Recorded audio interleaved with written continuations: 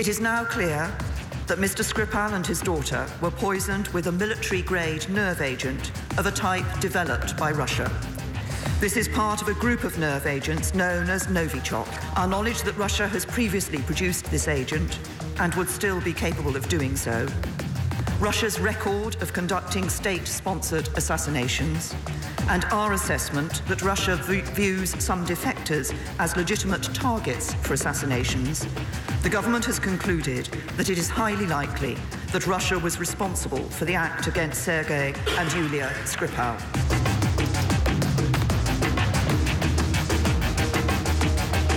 President Putin, BBC News. Is Russia behind the poisoning of Sergei Skripal? Слушайте, я занимаюсь сельским хозяйством. Как вы видите, это направлено на то, чтобы создать условия для жизни людей. А вы мне говорите о каких-то трагедиях. Вы сначала разберитесь там, а потом мы с вами будем это обсуждать. The latest assessments reveal that 38 people have been seen in relation to this incident.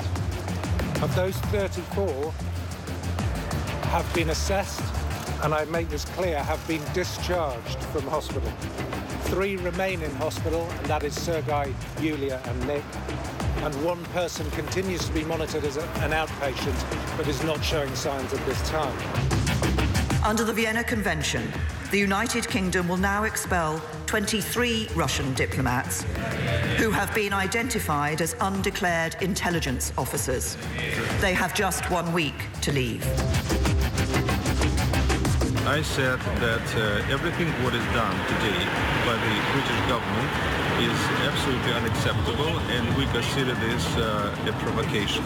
We believe this is real, very serious provocation, and of course we are not ready to talk in the way of the ultimatums.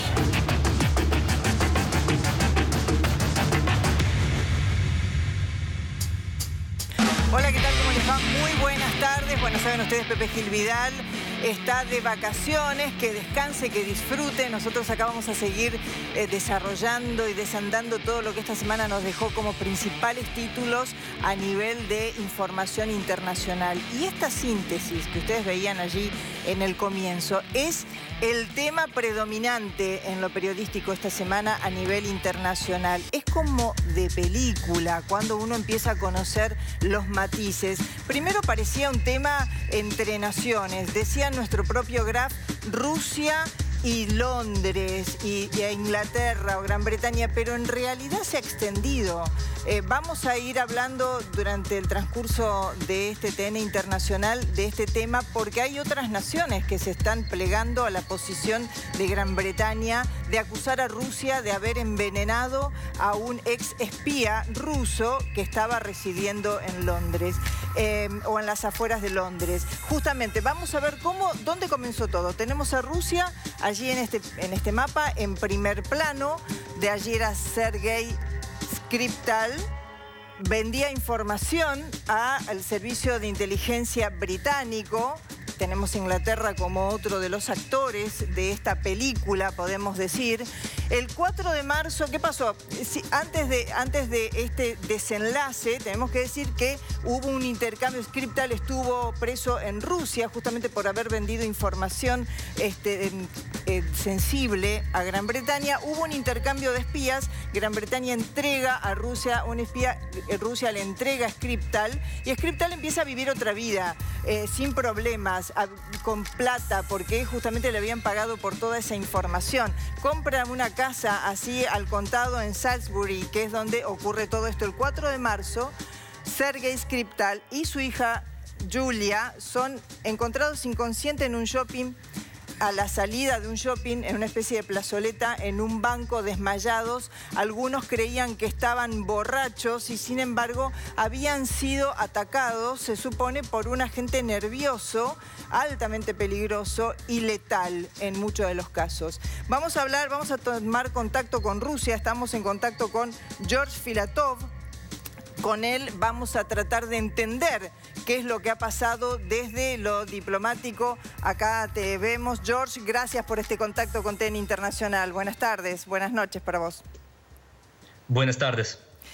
Bueno, ¿qué lectura le están haciendo ustedes allí o se le está haciendo en Rusia de estos acontecimientos?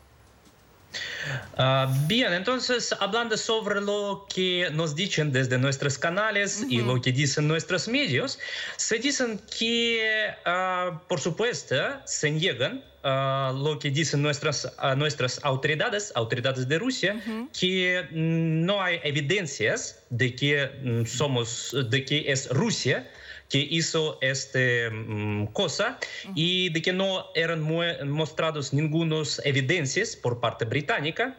Y también, por supuesto, que se niegan que Rusia se hizo estas cosas ahora, que Rusia está bajo las asesinadas directos. Esto es lo que dicen nuestras autoridades y, por supuesto, bien, no pienso que algunas otras autoridades en esta situación dicen algo contrario.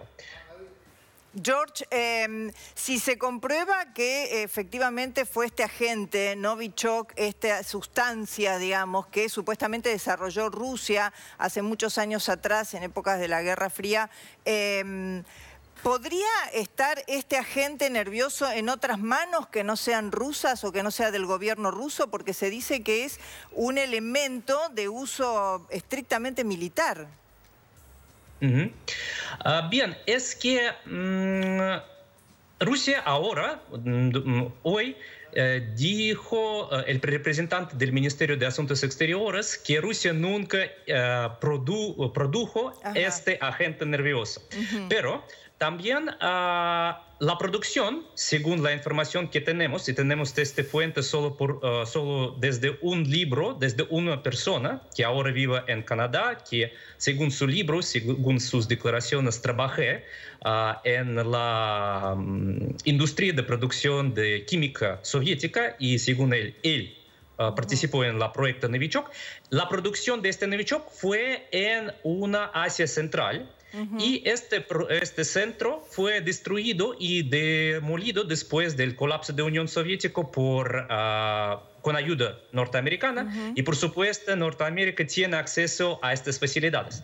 La otra cosa es que en su libro, este señor químico publicó la fórmula de este agente nervioso. Por eso es posible que cualquier potencia mundial, cualquier estado que tiene los químicos y bastante dinero, puedan producir este agente químico en sus laboratorios. Otra cosa es que también agentes nerviosos se pueden producir las hombres ordinarias en sus casas que tienen algún conocimiento en química. Yo no soy químico, por eso no puedo decir si es posible producir en la casa, pero por ejemplo, sarina o VX es posible producir en casas, porque, por ejemplo, un ataque en Tokio al finales de los años 90 fue hecho por los terroristas de una secta religiosa y ellos produjeron sarina en su casa. No sé sobre Novichok, pero esta es una cosa que es posible. Hay la posibilidad de que fue producido por algunas personas privadas, no por el Estado solo. George, por eso, claro, Rusia está rechazando de alguna manera las acusaciones, pero ¿cuál es la situación diplomática? Porque la tensión es extrema. Hay quienes dicen que no hay relaciones rotas, que ha sido esta una especie de batalla entre las dos naciones. ¿En qué puede terminar? ¿Qué análisis está haciendo en Rusia de cómo pueden terminar estas relaciones cuando además hay otras naciones que también apuntan a Rusia, como Alemania, Francia, Estados Unidos? Bien, en Rusia por primera ahora se dicen si tenemos algún tipo de batalla diplomática, lo que tenemos es que con Britania, no con todos los países occidentales, solo con Britania. Y con Britania tenemos bastante larga historia de batallas diplomáticas, de relaciones que son bastante fríos hace mucho tiempo, por varios motivos. Por supuesto, ahora hay un intercambio de expulsiones de los diplomáticos. Sí. Pero no sabemos en cuánto cuándo terminará este cosa y qué será en el futuro. Mucho depende de las posiciones de países, pero por supuesto cuando Teresa May hizo un ultimátum para Rusia, fue una cosa que no gustó a ninguna en Rusia, porque ningún país a ningún país le gusta una lengua de los ultimátums. Y así es Rusia. Por eso Rusia va a contestar igualmente a todas las acciones que va a hacer la Britania. Claro, en la misma medida. George, te invitamos a que te quedes allí con nosotros participando de este análisis y después también me gustaría preguntarte algo específico sobre las elecciones de mañana a propósito de qué está pasando por estas horas y justamente si esto pudo haber afectado, ¿no?, este proceso de campaña y este proceso de elecciones. Porque estamos aquí en nuestros estudios con Martín Baño, él es doctor en Historia. Gracias por estar esta tarde con nosotros. ¿Qué tal? Es autor de Todo lo que se necesita saber sobre la Revolución Rusa, así que, Martín, conoces a fondo la sociedad rusa, su poder, su entramado y justamente sus relaciones con el mundo, con Gran Bretaña y con otras naciones, con otras potencias. ¿Crees que está este episodio donde además se van sumando otras sospechas porque apareció otro exiliado ruso muerto esta semana, el lunes, en Londres, está reavivando esas viejas tensiones que creíamos que habían quedado en el pasado?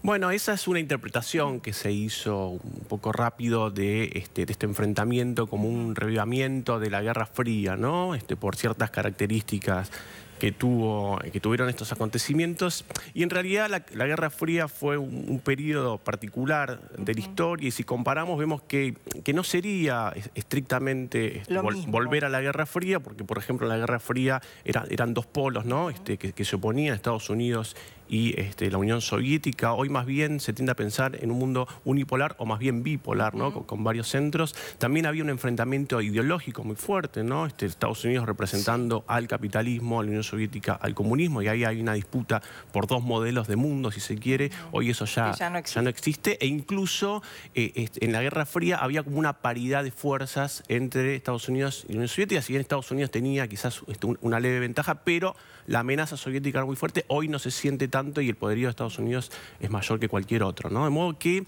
no tendería a verlo como un reavivamiento de la Guerra Fría, sino como un momento nuevo dentro de las relaciones diplomáticas entre estos países, ¿no? ¿Y cómo podría escalar justamente esto?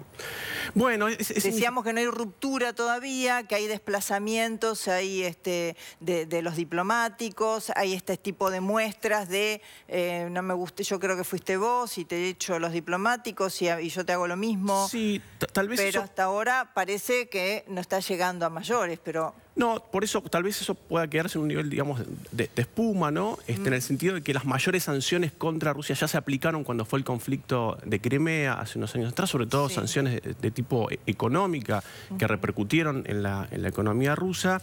Y este tipo de sanciones más bien creo que juega a favor de Vladimir Putin, en el sentido de que mañana, como bien decías antes, hay elecciones y Putin ha tenido un discurso más bien conservador nacionalista, ya sobre todo en este tercer mandato que culmina en este año.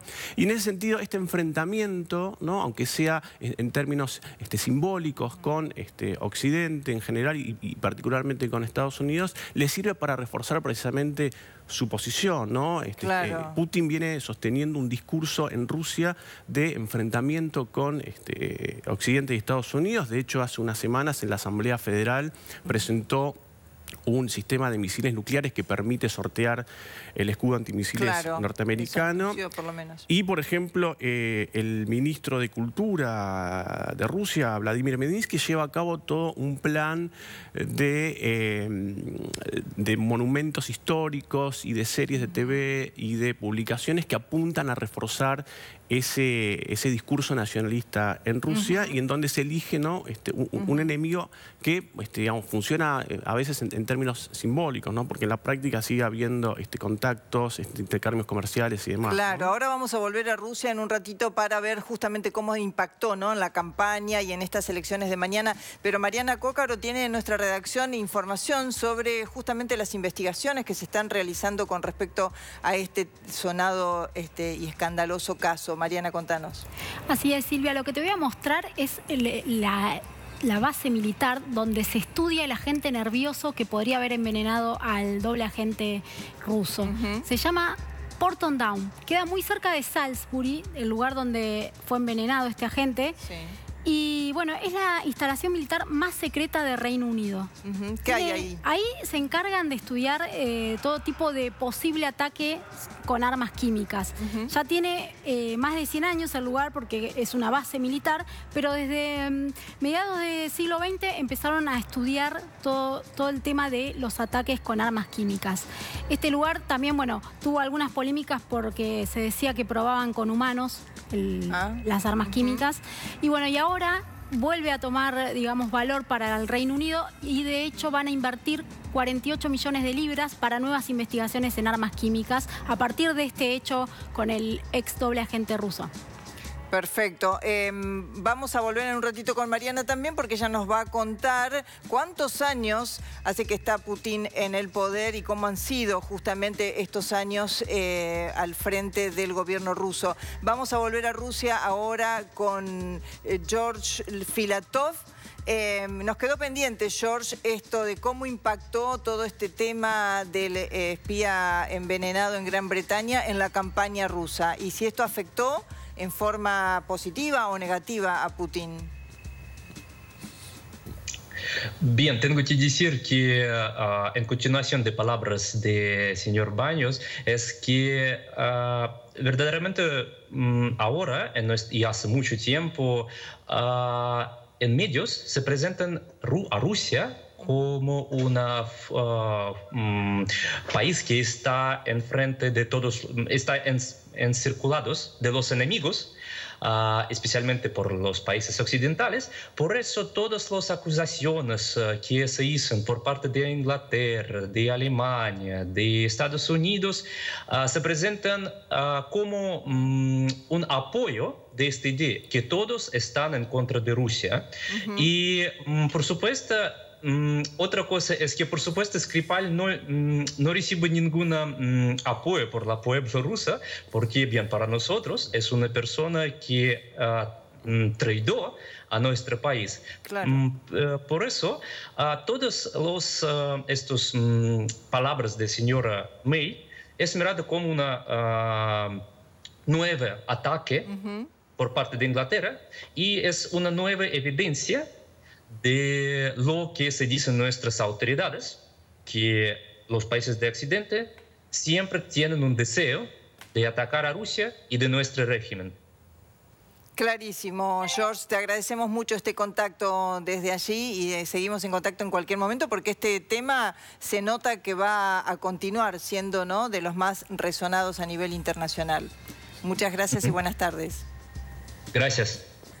Bueno, coincidencia total, ¿no?, con esto de que de alguna manera reafirma el discurso y la posición de las autoridades rusas un beneficio. Entonces, no necesitaba tampoco, ¿no?, con respecto a estas elecciones, porque está muy cómodo Putin para las elecciones de mañana. Sí, así parece que va a tener una amplia victoria. Ahí el problema que tienen el gobierno de Putin es, sobre todo, no solamente con cuánto porcentaje gane, sino también cuánta gente vaya a votar, porque las elecciones no son obligatorias. Y en ese sentido, para que tenga una legitimidad, el nuevo gobierno de Putin tendría que ir, o están pensando allá en un 70-70, ¿no? Un 70% de asistencia a las elecciones y un 70% de porcentaje que le dé la victoria a Putin para que muestre de alguna manera que hay un juego Eso serían unos buenos índices, digamos. Si tiene baja concurrencia, no estaría tan legitimado, por más que saque un gran porcentaje de los votos. Exactamente. Alcanzar un 70-70 le permitiría a Putin transformar estas elecciones presidenciales en un plebiscito de su gobierno. Martín, ¿cómo queda esto de los espías, ¿no?, que es la parte como de película que vemos quienes estamos por ahí alejados de la relación concreta entre Rusia y Gran Gran Bretaña. Ahora este otro hombre que aparece muerto, la sospecha de que también... ¿Qué ha pasado? ¿Se han diseminado? Hay un montón de ex espías rusos por el mundo que han justamente vendido información a distintos gobiernos, en este caso en Londres, alojados allí, en otros sectores. ¿Podemos llegar a escuchar de estos casos si es que Rusia o alguien en nombre de Rusia los está eliminando?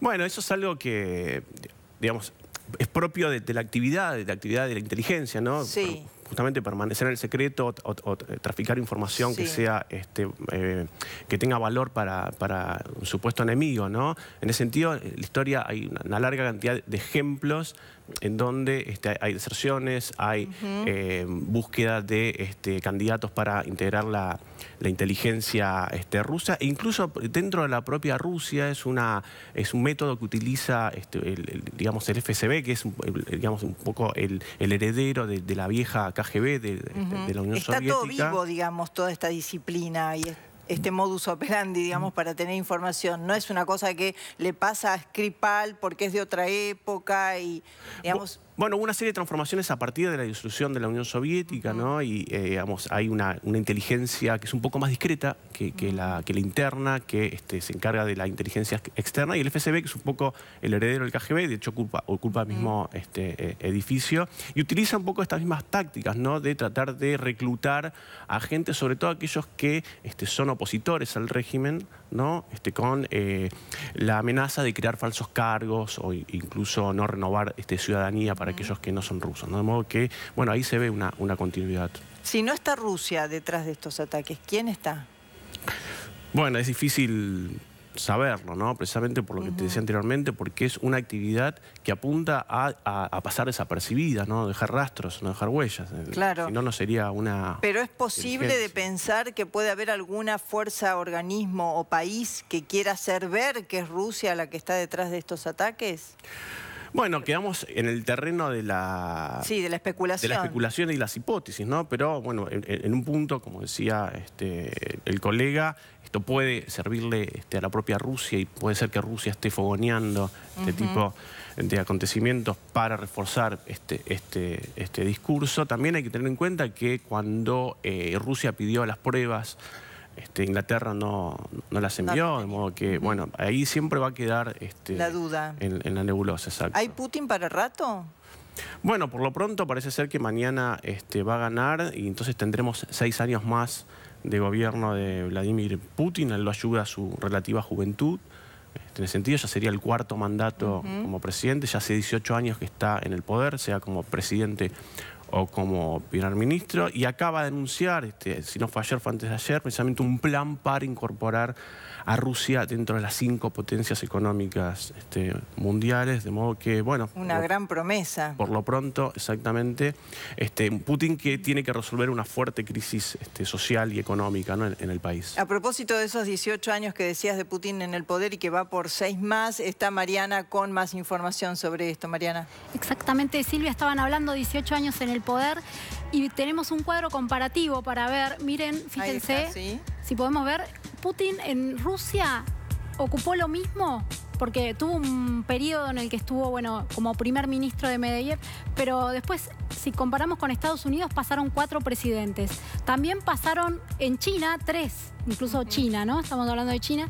Francia, 4 presidentes, y en Reino Unido también 4 primer ministros que estuvieron a cargo mientras Putin mantenía el poder en Rusia. Exactamente. Bien, gracias Mariana. Martín, vamos a tomar contacto ahora con Londres. Está un periodista que va a traernos información de cómo están viviendo estas horas allá. Es Álvaro Lebrero. Te saludamos, Álvaro. Gracias por este contacto con TN Internacional. No, los saludo yo a ustedes. Gracias por contactarse conmigo.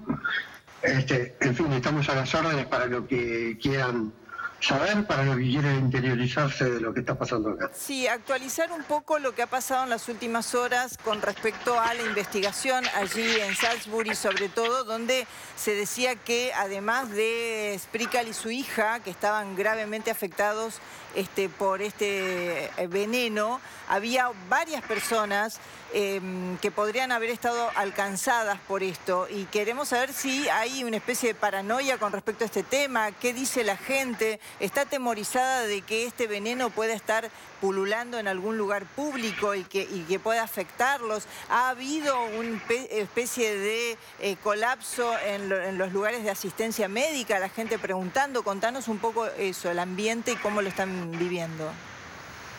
Bueno, en realidad no hay un ambiente de pánico para nada, digamos, en esto. Incluso hay 131 personas que fueron convocadas al hospital local, al hospital de Salisbury, para hacerse análisis, para hacerse estudios, porque presuntamente habían estado en contacto con... no directamente con las personas involucradas, con el ex espía ruso y su hija, sino de repente en la zona, en el pub donde fueron a tomar algo, en el restaurante donde fueron a comer. Se detectaron 131 personas que pudieron haber estado en situación de riesgo. Se les convocó al hospital local y no se les detectó a ninguna de ellas rastro alguno de la sustancia química del agente nervioso llamado Novichok. En realidad, por ahora no hay ningún afectado más, y se ha dicho, la primera ministra ha dicho y la ministra del Interior han dicho que han asegurado que es ínfima la posibilidad de que alguna persona se presente con síntomas.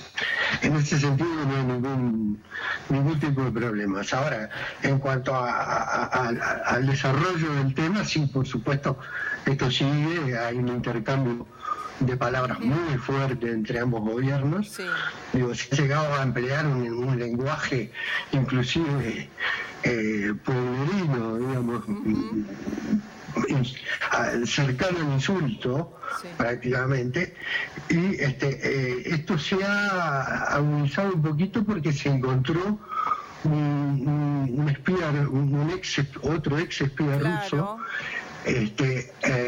muerto en su casa. Lo habían encontrado en el suroeste de Londres el lunes pasado, y ayer se detectó, es decir, se le hizo una autopsia en el correr de la semana, y ayer se develó por parte de la policía metropolitana, de que el hombre había sido estrangulado.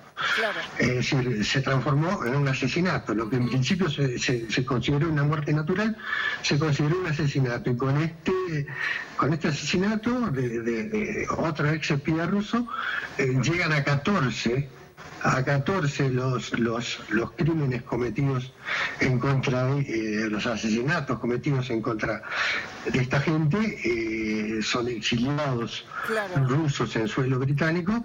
En total llevan 14 asesinados. Es decir, obviamente no se cuentan a los... ojalá se salven, ¿no? Pero digo, no está contado el señor Skripal y su hija. Claro. ¿No? Álvaro, y la última, a propósito, también hay sospechas, entiendo, sobre las muertes de la esposa y un hijo de Skripal, que van a analizar porque dicen, sobre todo el hijo, que había muerto en alguna situación que hoy, a vistas de lo que pasó, genera alguna duda. La esposa murió de cáncer. Sí. O sea que por ese lado creo que ya no habría nada para investigar. Y sí, sobre el hijo están trabajando en las tumbas de estas personas, y para detectar la posibilidad de que, de que haya sido también asesinado. Pero además se han contactado los policías con una cantidad de gente, de exiliados rusos en este país, para instrumentar medidas de salvaguarda, medidas de protección para esta gente. Es decir, se les está indicando, se les está preguntando si han recibido amenazas, en fin, cuál es la situación de cada uno de esos exiliados para tratar de bloquear la posibilidad de nuevos intentos de asesinato. Clarísimo. Álvaro, muchísimas gracias por esta información. Seguimos en contacto en cualquier momento. Buenas tardes. No, gracias a ustedes. Buenas. Martín, para cerrar, sí. ¿Cómo ves esto a corto plazo?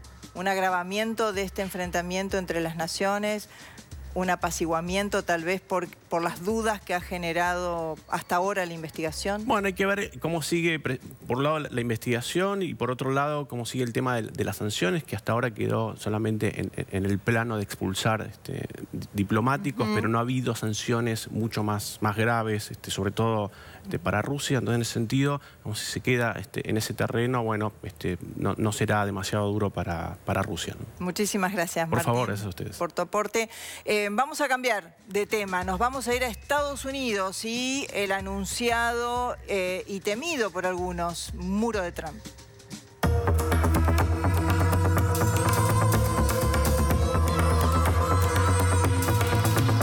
So this was really a day where we look at the different prototypes of the walls. You've seen them, the media's seen them. And some work very well, some don't work so well. When we build, we want to build the right thing. Interestingly, the ones that work the best aren't necessarily the most expensive. Something I like about that ring.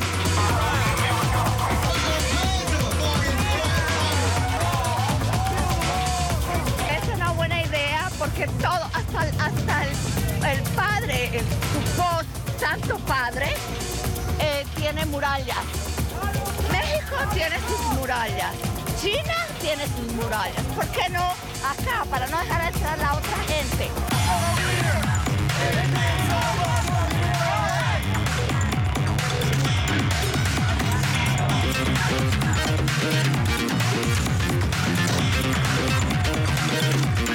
He is a racist and a xenophobic person, and I'm tired of his hatred, and that's why I'm here, because I want to say he's not welcome here, and I'm tired of him using my life as a bargaining chip. El régimen de Trump y también Pence es un régimen fascista. Se mira, este muro es un símbolo ideológico, más que una barrera, es un monumento al racismo y la supremacía blanca.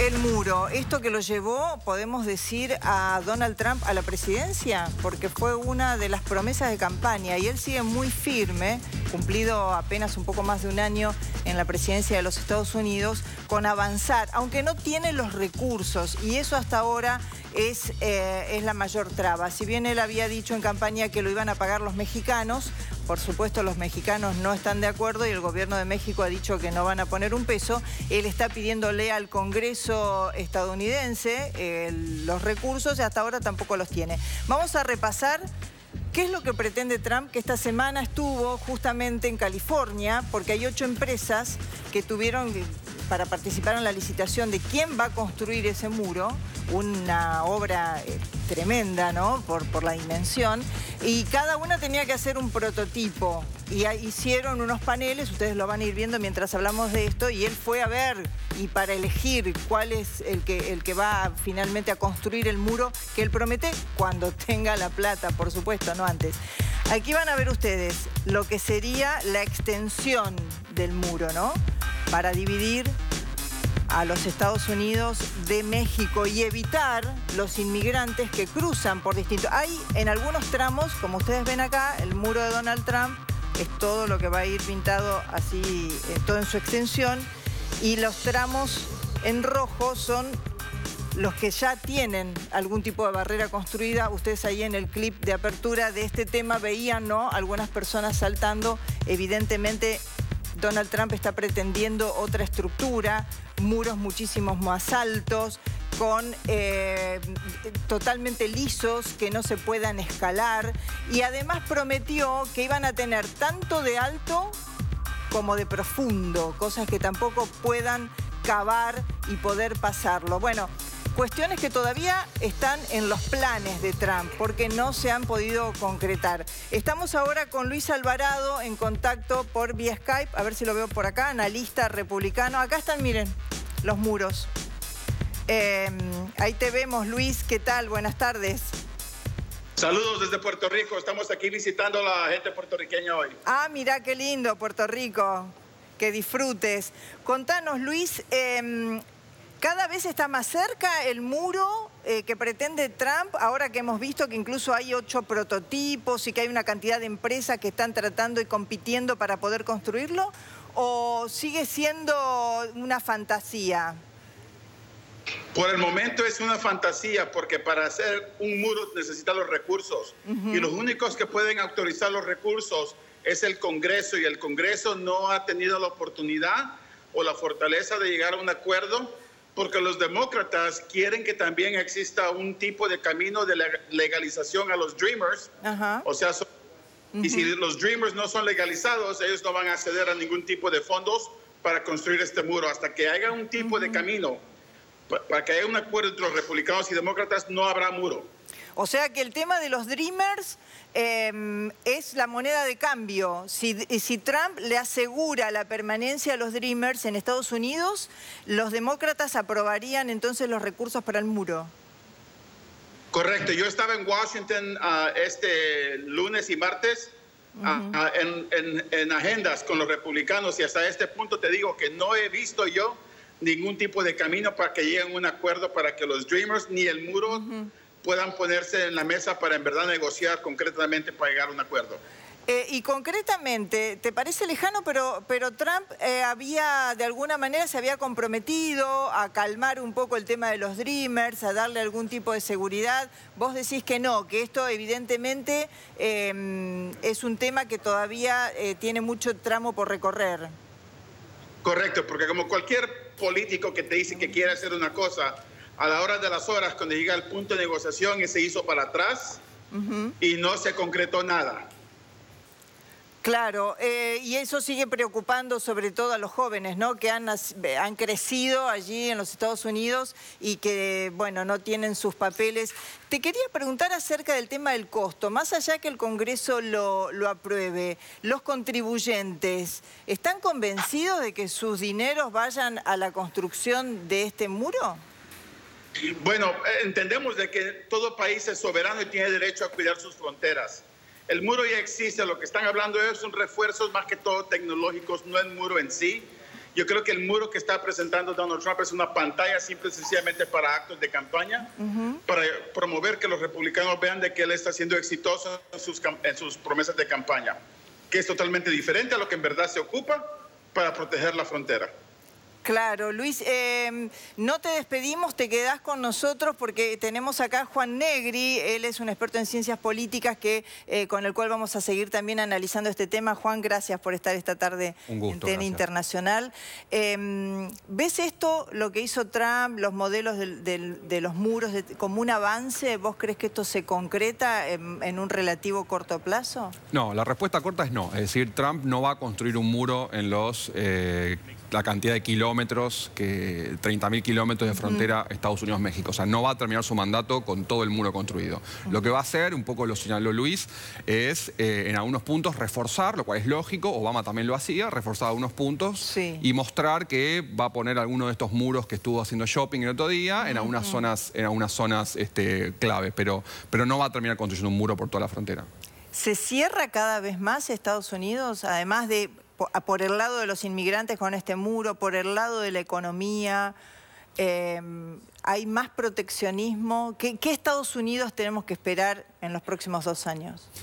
Trump es un candidato que hizo una campaña nativista, es decir, mirando hacia adentro, muy nacionalista, xenófobo hacia los inmigrantes, sobre todo los inmigrantes que no son blancos, como es el caso de México. Entonces, efectivamente, estamos viendo las consecuencias de eso. Es decir, tenemos un discurso muy antiinmigratorio, es decir, él ha naturalizado un montón de sentimientos que estaban en la sociedad norteamericana en contra de los inmigrantes, y en política económica estamos viendo que efectivamente él propone guerras comerciales, se fue de la Alianza del Pacífico, es decir, él está llevando adelante la agenda que de algún modo él también había anunciado que iba a hacer.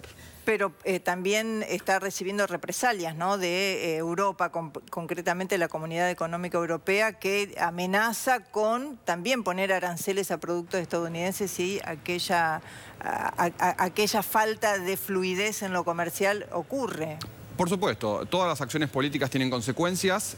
Una guerra comercial va a traer consecuencias para Estados Unidos y cerrarse a la inmigración también. Es decir, la pelea que tuvo hace poco Trump con el gobernador de California, Jerry Brown, porque los estados fronterizos suelen tener una mirada un poco más complaciente porque saben el rol que los inmigrantes juegan en la economía. Cerrar la inmigración para un montón de trabajos de baja calificación que suelen hacer los inmigrantes trae consecuencias económicas. Luis, quiero preguntarte sobre si Trump, a poco más de un año de gobierno, ha desilusionado a sus votantes, porque hablamos de promesas, pero tal vez es poco lo que ha podido cumplir de esas promesas. Bueno, hay diferentes niveles de votantes. Para el votante que es aferrado a Donald Trump, siempre van a estar ahí, como ves cualquier otro tipo de presidente o político. Pero son aquellos votantes que tal vez fueron influenciados por promesas que hizo. Miramos los republicanos de mayor educación que viven en las áreas más urbanas de casas cómodas, digamos. Votaron por él en su elección, pero ahorita miramos con elecciones que hubo en Pensilvania, de que donde ganó Trump con 20%, hoy se mira que pierde. Así de que lo que estamos viendo nosotros es qué tipo de efecto va a tener el Donald Trump en las elecciones de noviembre, donde se miran los congresistas y senadores a proteger sus escaños. Y hasta este punto se mira de que existe una ola azul, o sea, demócrata, que puede hacerle un paro total básicamente a lo que Donald Trump se está proponiendo. Claro. Entonces, digamos que el Partido Republicano, ¿cómo ve esto? Porque va perdiendo, en todo caso, que tampoco lo respaldó del todo desde el comienzo. ¿Van a perder más escaños a propósito del gobierno de Trump? En esto, ese es el camino que estamos viendo los científicos.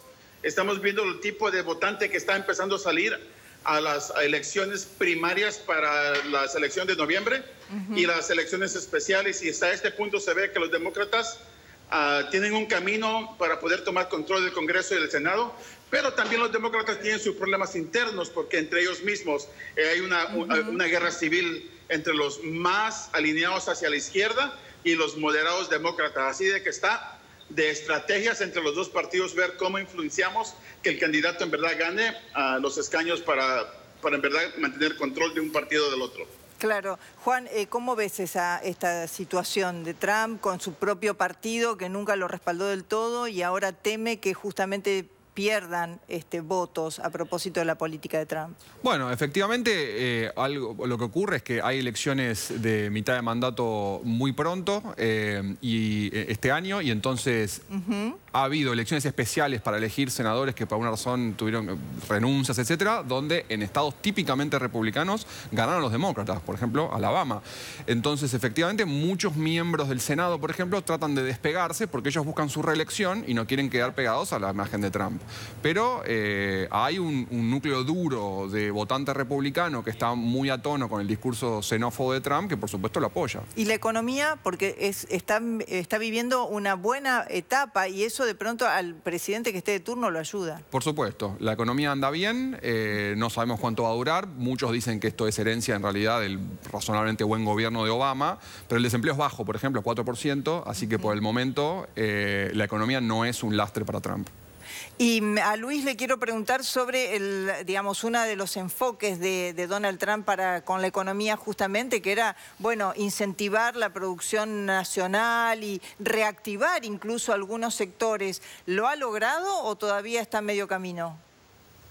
Está a medio camino, pero más que todo los que estamos en la nación también viendo de que hay un problema en la Casa Blanca con liderazgo, con cambio de jefes de gabinetes, con despedidas de gente en posiciones de alto rango, como vimos con el secretario de Relaciones Exteriores, Tillerson. Entonces, esto también se ve de que va a tener un efecto a nivel de largo plazo. Claro que con la ley que pasó de impuestos últimamente, que los republicanos creen que es lo que los va a impulsar a mantener escaños en noviembre, se ve de que no es tan fuerte en la conciencia del votante como los republicanos esperaban.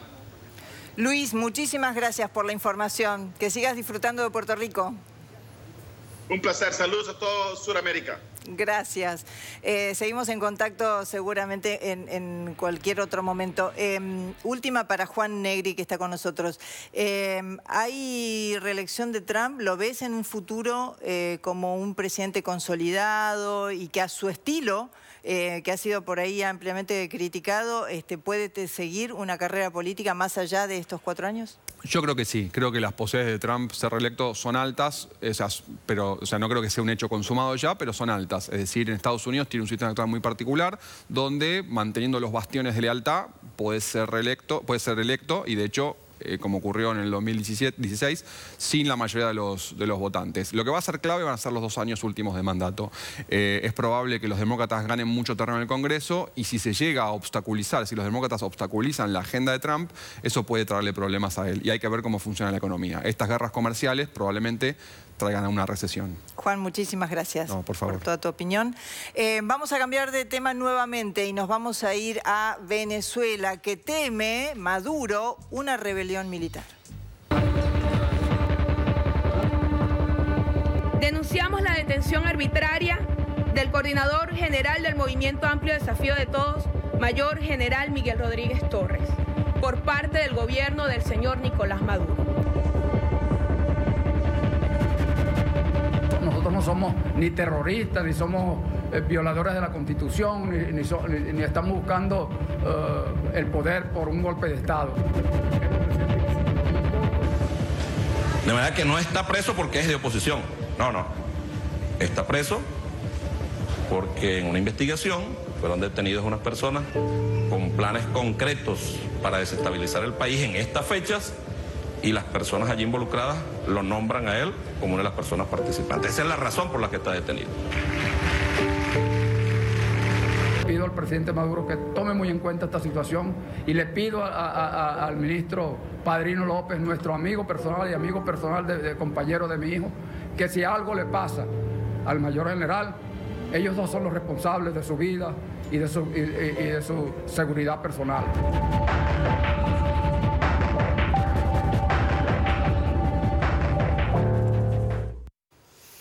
Bueno, repasando un poco, entonces, el ex ministro, este martes, ¿no? El martes pasado, el gobierno de Maduro hizo arrestar a su ex ministro de Interior y también ex jefe de inteligencia. Se trata de Miguel Rodríguez Torres. Allí lo que estábamos repasando recién en este material que nos ponía en tema son las reacciones, ¿no?, que esta detención causó. No es la única detención, ha habido detención de militares, al menos 9 oficiales que están ahora acusados de traición a la patria.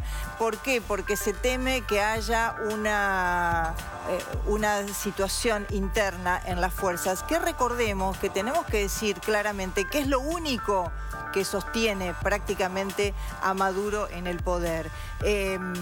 Digamos, el uso de las Fuerzas Armadas, el uso de las armas para poder mantener sobre todo a los grandes grupos de oposición y a las grandes masas de población que en algunos casos ustedes han visto material hasta el cansancio. Primero, los que van a buscar alimentos y prácticamente no los encuentran o a precios exorbitantes. Y segundo, ustedes han visto el éxodo, la gente que se va de Venezuela como puede, caminando por la frontera con Colombia, dejando atrás a lo mejor a hijos o a padres mayores porque necesitan salir justamente para buscar un futuro y para poder, no sé, desde atenderse una enfermedad, a comprar alimentos, a tratar de tener un futuro, porque supuestamente no lo tienen en su propio país.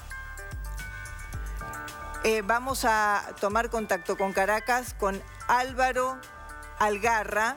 Él es periodista de Voz de las Américas. Álvaro, gracias por este contacto con TN Internacional. Hola, reciban un cordial saludo a toda esa querida audiencia que nos sigue a esta hora en Argentina. Efectivamente, hoy ha sido un día importante para la democracia en Venezuela, puesto que hace minutos acaban de concluir diversas asambleas ciudadanas convocadas por el recién creado Frente Amplio Venezuela Libre en representación de la oposición venezolana, en el cual buscan trazar estrategias para que se logren unas elecciones limpias, unas garantías electorales para el proceso electoral pautado para el próximo 20 de mayo, en el cual se elegirá al presidente de la República y a los diputados de los estados en Venezuela. Álvaro, ¿y este frente ha logrado reunir a los principales líderes de la oposición? Porque ellos estaban renuentes a participar en estas próximas elecciones. Exactamente, ellos están renuentes a participar en este proceso electoral pautado para el 20 de mayo, puesto que consideran que no hay la observación necesaria, no están dadas las garantías necesarias. Ellos consideran que es un fraude electoral convocado por la oficialista Asamblea Constituyente y no convocadas por la Asamblea Nacional de mayoría opositora. Entre tanto, la crisis venezolana continúa, la escasez de medicamentos, la escasez de alimentos. Vemos cómo el gobierno, ellos no quieren aceptar que quede una crisis humanitaria y no quieren aceptar la ayuda que están ofreciendo todos los países de la región. Todos los países del mundo quieren ayudar a lo que está sucediendo en Venezuela. Sin embargo, ellos se niegan a aceptar porque consideran que de aceptar esa ayuda es una injerencia en el país y no están de acuerdo con eso. Finalmente, Álvaro, muy cortita te pido tu respuesta. Esta rebelión militar, si es que existe este malestar dentro de las fuerzas, ¿podría ser una bisagra para el régimen de Maduro? Sin embargo, creo que no lo es, puesto que hay muchos militares que han sido detenidos, otros que se han ido del país. Vemos como recientemente un ministro del gobierno de Chávez y de Maduro, Miguel Rodríguez Torres, fue apresado por el servicio de inteligencia que él mismo creó. Recordemos que antes se llamaba la DICIP y Miguel Rodríguez Torres, cuando asumió ese cargo, él creó el servicio de inteligencia bolivariano. Pues ese mismo servicio de inteligencia fue el que se lo llevó preso y hasta ahora se desconoce exactamente cuál es su paradero. Igual vemos cómo otros militares están tras las rejas por pronunciarse, sencillamente por pronunciarse, ni siquiera por ejercer ninguna acción en contra del gobierno venezolano. Es un momento difícil lo que estamos viviendo en Venezuela. Esperemos que el gobierno reflexione y escuche al pueblo. Gracias, Álvaro, por toda la información. Hasta cualquier momento. Gracias a ustedes por estar atentos a lo que sucede en la nación sudamericana. Reciban un cordial saludo desde Caracas. Claro que sí, muchas gracias. Y vamos a seguir justamente con el tema de Venezuela después de la pausa.